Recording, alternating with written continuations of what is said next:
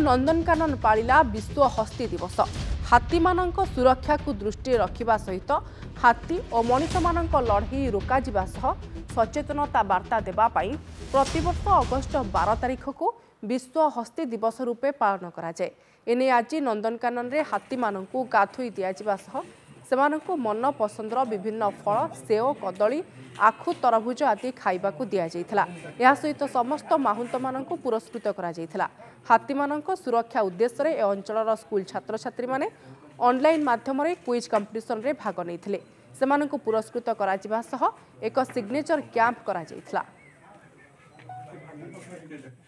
गणना से भी हाथी संख्या टिके वृद्धि पाई तेणु हाथी संख्या वृद्धि पाँच मोर ये समस्त आपण मान मध्य समस्त माध्यम समस्त को मोर नवेदन हम जे आम वन विभाग तरफ जोटा दि जाए कि यहाँ करनी डूज एंड डोंट्स से जो जेकोसी जगह हाथी आसुँच आम आगु तार सूचना दौचु से जगह जो डूज एंड डोंट्स गुड़ाक जनसाधारण मैंने पालन करवा से जब पालन करेंगे निश्चित भाव में आमर हाथी आ मनुष्यर जो संघर्ष रही है निश्चित भाव कमिब।